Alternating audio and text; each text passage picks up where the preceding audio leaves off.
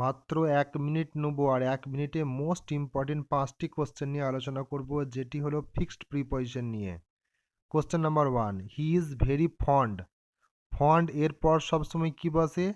Of বসে। এটি একটা ফিক্সড প্রিপজিশন, তাই he is very fond of playing cricket.